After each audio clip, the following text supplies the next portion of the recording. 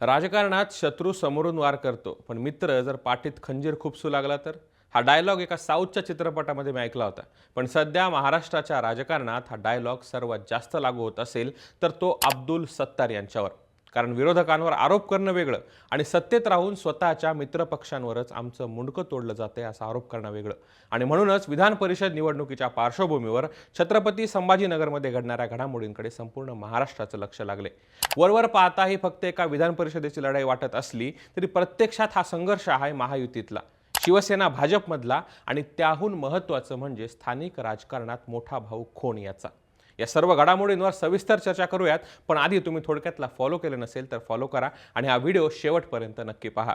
नमस्कार, मी समीर मोरे. थोडक्यात मध्ये आपलं स्वागत. राज्यातील 17 विधान परिषद जागांसाठी निवडणूक जाहीर झाली आणि महायुतीनेही आपापल्या उमेदवारांची घोषणा केली आणि उमेदवारांनी आपले अर्जही दाखल केलेत. पण छत्रपती संभाजीनगर जालना स्थानिक स्वराज्य संस्था मतदारसंघात एक मोठा ट्विस्ट आलाय. स्थानिक पातळीवर ही जागा शिवसेनेला मिळेल अशी अपेक्षा होती, कारण या भागात अब्दुल सत्तार यांचं मजबूत नेटवर्क आहे. नगरसेवक आहेत, कार्यकर्ते आहेत आणि स्थानिक संस्थांमध्ये प्रभावही आहे.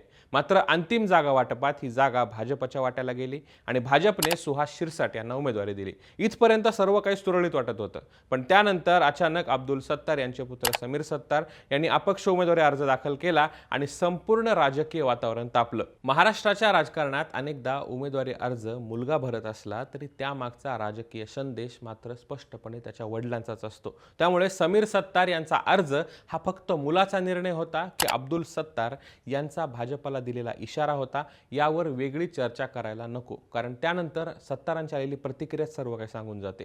सत्तारांच्या मुलाचा अर्ज दाखल झाला, ते मीडियासमोर आले आणि ते म्हणाले ही परिस्थिती म्हणजे स्लो पॉइझन आहे. राजकारणात हा शब्द फार महत्त्वाचा असतो, कारण याचा अर्थ समोरासमोर युद्ध नाही, पण हळूहळू संपवण्याची प्रक्रिया सुरू आहे.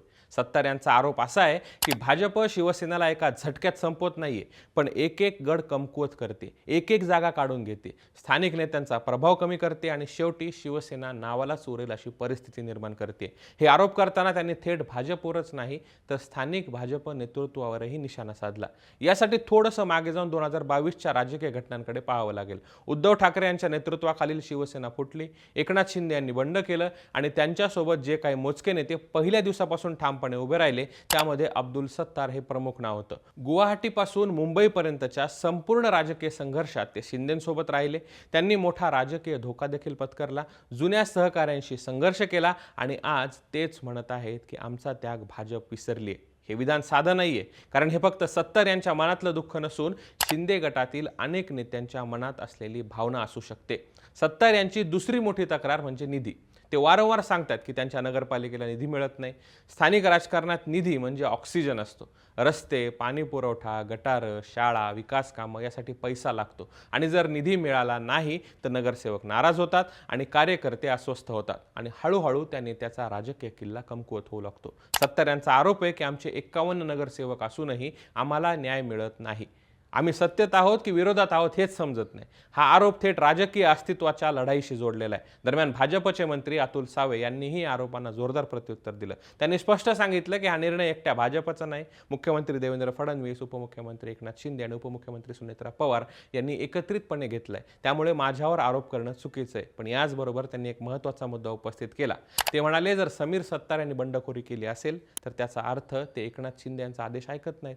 म्हणजे हा प्रश्न फक्त भाजप विरुद्ध सत्तार राहिलेला नाही, तर तो एकनाथ शिंदे यांच्या नेतृत्वाच्या अधिकाराला स्पर्श करून जातो. पण खरी राजकीय खळबळ तेव्हा उडाली जेव्हा अब्दुल सत्तार यांनी एक अत्यंत अनपेक्षित विधान केलं. ते म्हणाले मलाही वाटतं की दोन्ही शिवसेना एकत्र आल्या पाहिजेत. आता या विधानाचं महत्त्व समजून घ्या.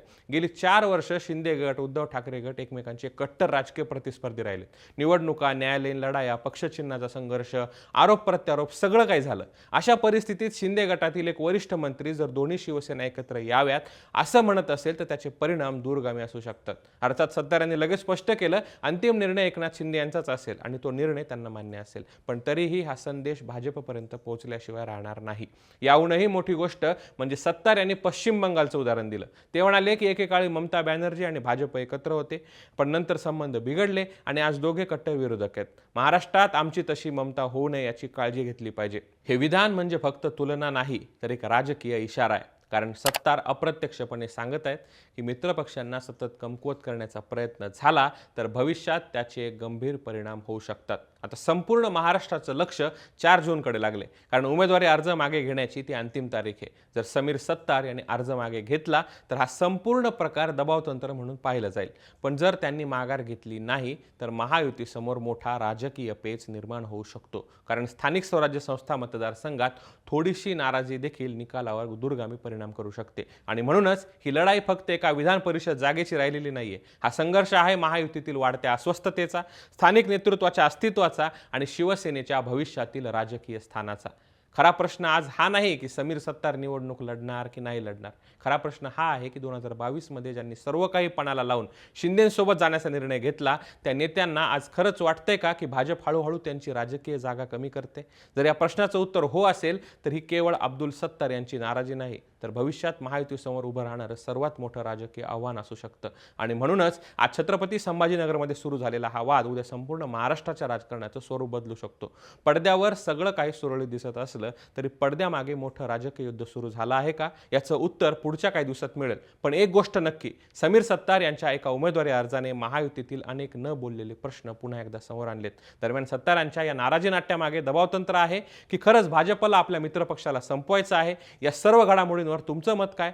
विधान परिषद निवडणुकीच्या माध्यमातून युतीत पडलेली ही वादाची ठिणगी भविष्यात वणव्याचं रूप घेईल का? आपली प्रतिक्रिया कमेंट बॉक्समध्ये नक्की सांगा. हा व्हिडिओ आवडला असल्यास लाईक शेअर करा आणि थोडक्यातला सबस्क्राईब करायला विसरू नका.